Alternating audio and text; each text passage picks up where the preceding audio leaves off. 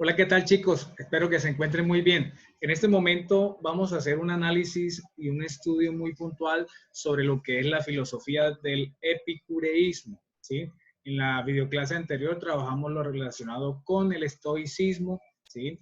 El hombre que busca la felicidad, ¿cierto? Es un hombre que a veces puede tender hacia la parte subjetiva, en dado caso puede ser como muy ambicioso, pero internamente no le importa nada, no le da ninguna angustia la muerte de algún familiar, nada, él permanece tranquilo, él no se va a dejar descontrolar, por eso hablamos de una fórmula que autocontrol es igual a felicidad, es igual a sabiduría.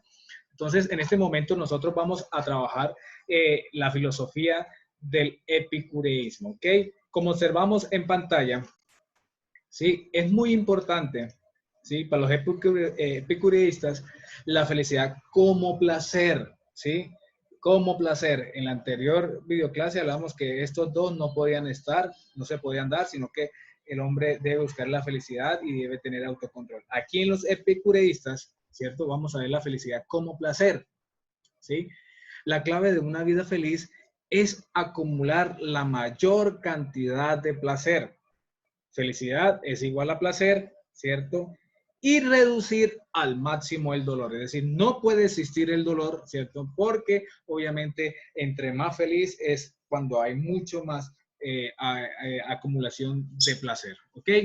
Vamos a ver ahora algo muy importante y es que este hombre, para los epicureístas, para los epicúreos, ¿quién es? ¿Qué características tiene? Pues bien, vamos a observar que la realidad es algo totalmente penetrable y conocible, es decir, que se puede conocer por la inteligencia humana. Hay que partir de que el hombre epicureísta comprende la realidad, conoce la realidad gracias a que a esa inteligencia humana que posee. Segundo, en las dimensiones, ¿cierto?, de lo real hay espacio suficiente para la felicidad del hombre, es decir, en cualquier espacio, pues en cualquier circunstancia, siempre va a haber suficiente espacio para que el hombre alcance su felicidad, ¿cierto? Para que el hombre tenga esa felicidad. En tercera instancia, encontramos de que la felicidad, ¿cierto?, es carencia de dolor. El hombre feliz, el hombre que tiene felicidad, no tiene dolor y al mismo tiempo no tiene ninguna perturbación, es decir, nada que lo estrese, nada que lo agobie, porque de lo contrario no estaría cumpliendo con la felicidad. Para lograr esta felicidad y esta paz, obvio, el hombre solo tiene necesidad de sí mismo. Es decir, el hombre tiene que buscarse a sí mismo. El hombre tiene que buscarse a cómo es capaz de encontrar esa felicidad, ¿es cierto? Acumular esos placeres, ¿cierto? Para que tenga felicidad, para que encuentre paz. Por eso dice que el hombre solo tiene la necesidad de sí mismo. Y dice en un quinto aspecto que al hombre no le hace falta nada, no le hace falta, pues la ciudad, las instituciones, la nobleza, la riqueza, ni ninguna otra cosa, ni siquiera los dioses. El hombre es perfectamente autárquico, ¿sí? El hombre es capaz de gobernarse, el hombre es capaz de seguir sus propias indicaciones, el hombre es capaz de iniciar ese proceso de transformación, ese proceso de liderazgo, ¿cierto? Ese proceso que le va a ayudar a encontrarse, ¿cierto? Gran conocimiento, digámoslo así, un gran potencial que le va a ayudar, ¿cierto? Para que salga adelante. Por eso ese término autárquico, ¿cierto? Es un sistema económico, ¿cierto? Pero al mismo tiempo es una doctrina política, ¿cierto? En donde va a estar promulgando gran conocimiento de una filosofía que depende o que va a defender 100% lo que es la libertad individual y va a rechazar el Estado, ¿cierto? Va a rechazar el Estado como una decisión individual, es decir, de uno mismo y de otro. Por eso los hombres son iguales, porque aspiran a la paz mental y se puede alcanzar. Esa paz mental se puede alcanzar, por eso dice que los hombres somos iguales. Y el pensamiento de esta escuela está enmarcado a partir de la lógica de la física y de la ética. Bien, vamos a ver qué hablaba de la ética, qué hablaba de la física y qué hablaba de la lógica. Pues bien, en primera instancia encontramos de que esa lógica, ¿cierto? Es una que está marcada a partir de Epicuro, ¿cierto? En donde que le interesa determinar los modos cómo el hombre puede conocer la verdad y establecer así unos cánones o unos criterios para reconocer y rechazar el error, ¿cierto? ¿Qué va a rechazar? ¿Qué va a reconocer? Pues lo vamos a tener a partir digamos así, de tres aspectos importantes que son las sensaciones, las prenociones y los sentimientos de dolor y de placer, ¿cierto? ¿Qué son las sensaciones? Bueno, de las sensaciones hablábamos de que son un criterio, son el criterio de verdad y objetividad, ya que son los sentidos nunca nos engañan, toda sensación es siempre verdadera sin excepción alguna. Luego va a decir que la objetividad de la sensación está garantizada por su carácter pasivo y es producida por algo externo. Y termina diciéndonos que de las cosas salen átomos que impresionan los sentidos y aquí se desprende la objetividad de la sensación. Entonces, estas sensaciones, ¿cierto? Son el criterio, ¿cierto? De verdad, que obviamente los sentidos no nos van a engañar, sino que al contrario nos van a ofrecer algo valioso, una sensación es siempre verdadera, va a ser original.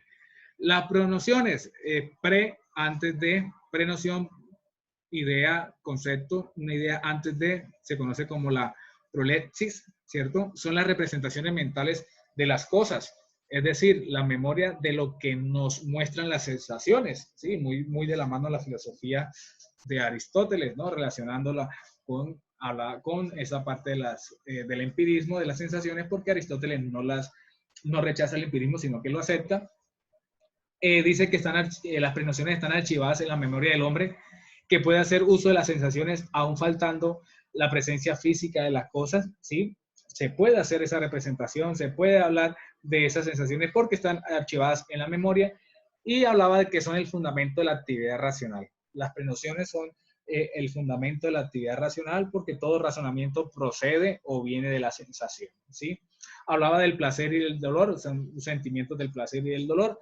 A estos sentimientos Epicuro les otorga una función superior a cualquier otra sensación, pues a través de ellos, cómo debemos obrar, ¿sí? Cómo debemos actuar, ¿sí? Reaccionar, ya que nos permiten distinguir el bien, o sea, cuando hablamos de bien hablamos del placer, que se debe buscar, el bien se debe buscar, el bien es el placer, y el mal, o sea, el dolor, se debe evitar.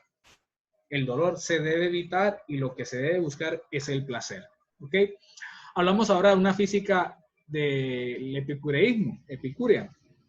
Encontramos de que en primera instancia es que la explicación de la realidad de Epicuro también sigue a los atomistas, ¿sí? Recordemos que aquí hablamos de la filosofía de Leucipo y Demócrito, ¿cierto? Aquella filosofía del filósofo naturalista antes de Sócrates.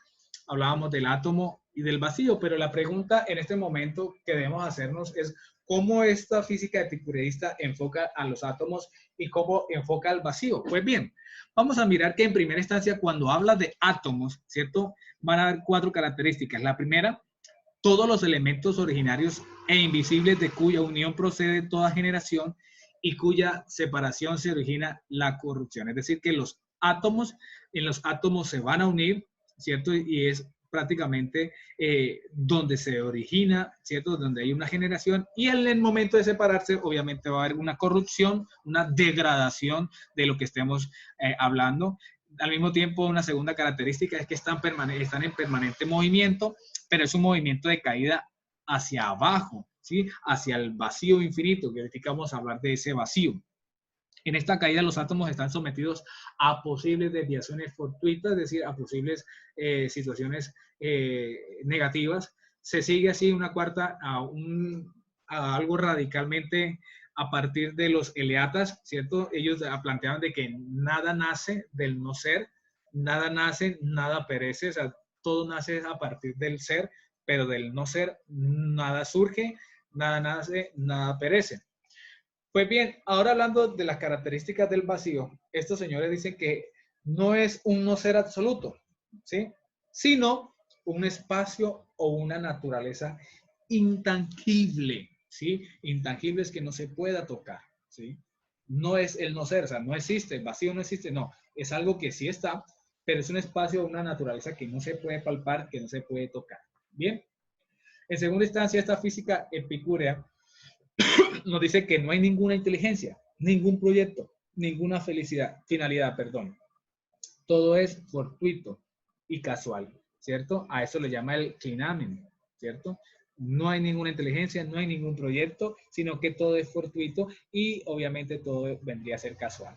El alma es también un agregado de átomos ígneos, aireformes y ventosos. Su parte racional también está determinada por átomos distintos a las demás, pero sin un nombre determinado.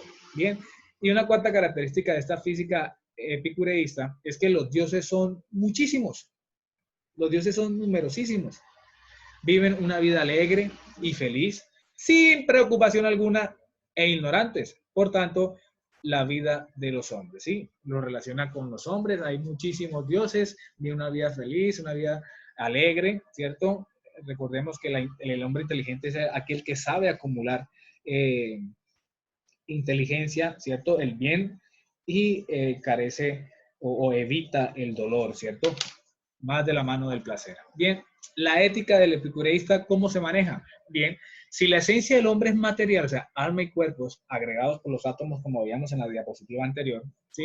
También será necesariamente material, no solamente algo superficial, sino que también tiene algo de esencia material, es su bien específico. La felicidad consiste en el placer sensible.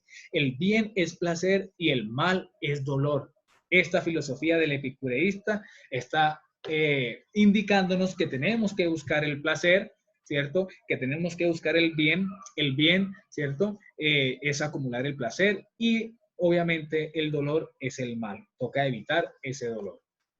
Afirma que el reposo es el límite supremo y la culminación del placer. Asimismo, defiende que los placeres y los dolores psíquicos son superiores a los físicos.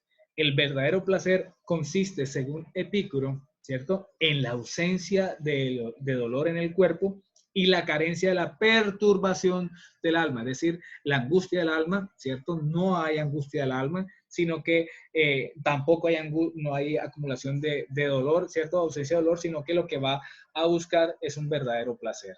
El hombre, pues, debe juzgar, discriminar, elegir entre los placeres, aquellos que no acarrean dolores y perturbaciones, y también deben despreciar aquellos placeres que ofrecen un gozo momentáneo, pero ocasionan dolores y perturbaciones posteriores. Es decir, después de un gozo momentáneo, no debe ser tenido en cuenta a partir de esta filosofía para garantizar la ausencia de los dolores físicos, que es la aponía, y la perturbación, que es el desorden. En el alma aparece lo que es la ataraxia. Epicuro hace una distinción de placeres y aquí vamos a tener claridad en estos tres placeres. Bueno, el primero son placeres naturales y necesarios. ¿Qué son los placeres naturales y necesarios? Pues son aquellos prácticamente que están relacionados, ¿cierto?, con la conservación de la vida del individuo, es decir, de los hombres. Son los únicos verdaderamente provechosos, ya que al saciarlos se eliminan los dolores del cuerpo, ¿sí? Se llenan a partir de esos que son provechosos y van a eliminar esos dolores del cuerpo, placeres naturales y necesarios. Segundo, placeres naturales pero no necesarios.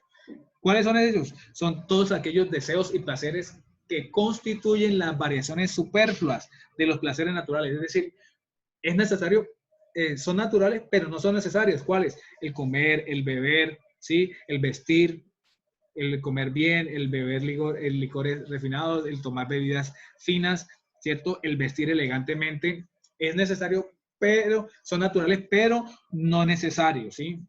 Entonces, en un tercer momento hablaban de unos placeres no naturales y no necesarios. Son todos aquellos placeres que van vanos, que van surgidos de las opiniones de los hombres, ¿sí? Están vinculados con los deseos de riqueza, el poder, los honores, las cosas semejantes, ¿sí? Esos placeres no son naturales, la riqueza, la fama, la gloria, los honores, ¿cierto? El poder no son naturales y no son necesarios. Bien. Podemos sintetizar que para alcanzar la paz del espíritu, o sea, la ataraxia, encontrar la paz del espíritu y la felicidad, Epicuro ofrece un cuádruple remedio, ¿sí?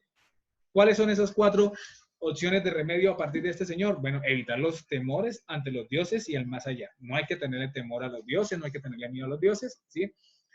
Evitar absurdo de temer a la muerte, que no es nada, la muerte no es nada, hay que evitar temerle a la muerte. El placer, cuando es correctamente entendido, se halla a disposición de todos, ¿sí? Cuando se entiende correctamente el placer, se entiende, todos lo entendemos fácilmente. Y un cuarto es que el mal dura poco y es fácilmente soportable, ¿sí? Se puede soportar, se puede manejar. Por eso dice que el hombre es feliz aceptando y viviendo de acuerdo a su propia condición. Oído, esto es muy importante. El hombre es feliz aceptando y viviendo de acuerdo a su propia condición, según lo que tiene, ¿cierto? Y eliminando los posibles temores y supersticiones. Bien, podemos sintetizar lo que hemos hablado a partir de que los epicureístas o los epicúreos, ¿cierto?, buscan es la felicidad como placer. En una canónica de unas leyes, es decir, que el conocimiento nace de los sentidos, el sentimiento es criterio de verdad, es placentero, no se descarta, sino que se tiene presente. En cuanto a la física, todo está compuesto por átomos y vacíos, como vimos en esas diapositivas. Cuando hablamos de la ética,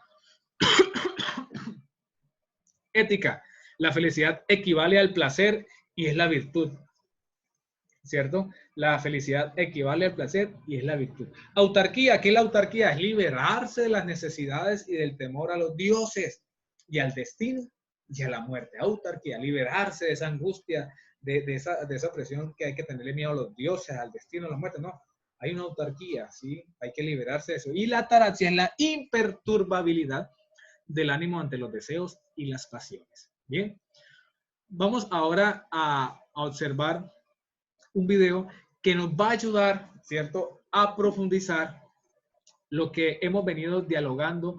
Por favor, prestemos atención. Epicuro fue un filósofo de la antigua Grecia del siglo III antes de la era común.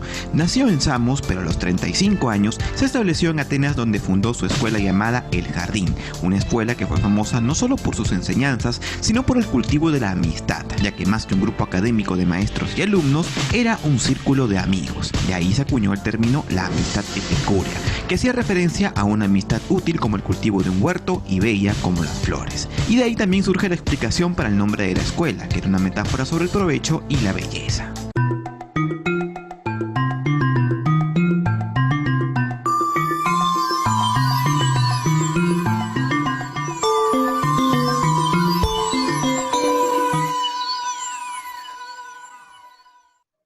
¿Por qué es importante conocer esto? Porque el epicureísmo, que es el movimiento que se originó a partir de esta escuela, era una filosofía que buscaba la felicidad en la belleza, en el disfrute y en el placer. Era la filosofía de Epicuro una filosofía hedonista, pero por sobre todo una filosofía hedonista y racional. Lo que pasa es que muchas veces nosotros simplificamos los términos y decimos que el hedonismo es la búsqueda del placer por el placer en sí, pero en realidad lo que nos propone el hedonismo es equiparar la bondad con el placer. Y yo creo que de alguna forma todos tenemos algo de eso, y es que incluso en la acción más desprendida nos queda la satisfacción de haber hecho una cosa buena o una cosa debida, y a ese placer es al que se referían los hedonistas, y particularmente el caso de Epicuro. Bueno, hay que decir que Epicuro no estaba muy de acuerdo con la doctrina del estoicismo, la que proponía dejar los sentimientos en un segundo o tercer plano para priorizar la razón. Tampoco estaba muy de acuerdo con la mística de los neoplatónicos. Epicuro era mucho más práctico que ellos. Él hablaba de la felicidad, pero también nos decía que la felicidad estaba mermada por dos grandes temores a lo sobrenatural: el miedo a los dioses y el miedo a la muerte. Ahora, ¿cómo se supera esto? Bueno, Epicuro lo tenía más o menos fácil. Decía que no tenemos que tenerle miedo a los dioses porque los dioses, si existiesen, serían demasiado perfectos para necesitarnos, y es más, ni siquiera les importaríamos un pepino. Eso no quiere decir que Epicuro fuese ateo, porque de hecho se consideraba a sí mismo deísta, pero lo que quería advertirnos es algo que también se advierte hasta el día de hoy, que puede existir un ser superior al que se le puede llamar Dios, pero que el relato humano sobre aquel personaje no coincide con la idea. Ahora bien, el segundo temor es el temor a la muerte. Epicuro nos dice que mientras estamos vivos pensamos todo el tiempo en la muerte. Sin embargo, cuando morimos dejamos de existir y por lo tanto no sentimos nada ni tampoco podemos pensar en nada. En conclusión, no vale la pena dedicarle mucho tiempo a esta idea. Y esto es importante porque, como ya decíamos, la idea de la felicidad de Epicuro no era una vida orientada al placer, ni mucho menos a un placer explosivo, es decir, lo de andar en fiestas, tomar mucho alcohol, tener sexo con todo el mundo, fumarse su porrito, sino que iba por una felicidad reposada. Él más bien tenía la idea de la felicidad en la normalidad, en la serenidad, en lo que conocemos como el placer controlado. Si algo te da placer, practícalo hasta cierto punto porque en algún momento eso te puede hacer infeliz. Y esto lo aplicaba Epicuro a la perfección, y es que lejos de lo que se pudiese imaginar de él como maestro de una de las escuelas más famosas de Atenas, de la filosofía hedonista y de tal, estaba muy alejado de los banquetes y de la vida libertina. De hecho, era un tío muy delgado que vivía alimentándose únicamente de aceitunas, de pan y a veces queso. Y claro, algunas fuentes dicen que además era abstemio, pero bueno, esto no está muy comprobado todavía. La cuestión es que Epicuro decía que las personas somos felices por naturaleza, o sea, por default venimos ya al mundo siendo felices. El problema es que nos complicamos mucho la vida con nuestras basuras y aparecen algunas cosas que nos alejan de nuestro estado natural. Y estas cosas que nos alejan de la felicidad son concretamente 3 y son lo más práctico que te puedas imaginar. Primero, tener un deseo ciego y testarudo de encontrar pareja. Es decir, pensar que la felicidad no está en el yo, sino en otra persona. Lógicamente, como esto no ocurre, aún encontrando a una pareja buena, nunca vas a ser feliz con ella, porque la felicidad no está en otra persona, sino en ti mismo. Segundo, pensar que en los bienes materiales está la felicidad. Claro que existe la creencia popular de que con dinero no se consigue la felicidad, pero que se puede comprar al menos parte de ella. Pero la filosofía de Epicuro se centraba más bien en el valor de las cosas que empeñas por conseguir el dinero como medio para llegar a la felicidad. Porque si tú empeñas tu libertad, tu tiempo, tus energías para conseguir riqueza, mejor quédate con todo eso y sé feliz así nomás. De todas maneras, para el epicureísmo ya está demostrado que las personas pueden vivir con las cosas básicas. Tercero, la falta de silencio. Queremos llenar todo el espacio con ruido, con interferencias y con cosas que nos distraen. Pero la felicidad no se encuentra en esas cosas. La felicidad se encuentra en la serenidad, en el silencio, en ese espacio que tenemos para pensar, para reflexionar y para filosofar. En definitiva, siguiendo estas 3 claves y las 2 anteriores, es decir, el pensamiento sobre los dioses y la muerte, uno puede llevar una vida feliz hasta el final de sus días. Y si me dices ahora, bueno, ya está bien, todo bien, Josué, yo voy a practicar esto, pero ¿cómo sé que voy a ser feliz? Bueno, para ti te dejo esta frase del mismo Epicuro. La felicidad es el placer que no viene seguido de ningún dolor. Si este video te gustó y quieres venir por más, te invito a suscribirte a mi... Ok, muchachos, hemos visto un video que nos ayuda a profundizar un poco más la filosofía del epicureísmo, ¿sí? Recordemos que placer, ¿cierto? El placer tiene que estar sometido o tiene que ser hasta cierto punto, ¿cierto? La felicidad no la vamos a encontrar en la otra persona, en cosas externas, sino que la vamos a encontrar de manera interna. Por eso debemos colocarle un empeño suficiente al realizar las cosas. Vivir, ¿cierto? Vivir con lo básico, con lo elemental, no vivir de cosas extravagantes, ¿cierto? Porque obviamente eso es pasajero y eso no va a proporcionar ninguna felicidad. La felicidad también se encuentra a partir del silencio, ¿cierto? Para contemplar, para reflexionar, para pensar. También podemos rescatar algo bastante importante y es que el epicureísta hablaba de un temor de no a la muerte, ¿cierto? Porque prácticamente tenemos que vivirla, tenemos que experimentarla todos los seres humanos. Entonces, espero que hayamos aprendido un poco más sobre la filosofía del epicureísmo y nos veremos en una próxima oportunidad. Espero que estén muy bien. Chao, chao.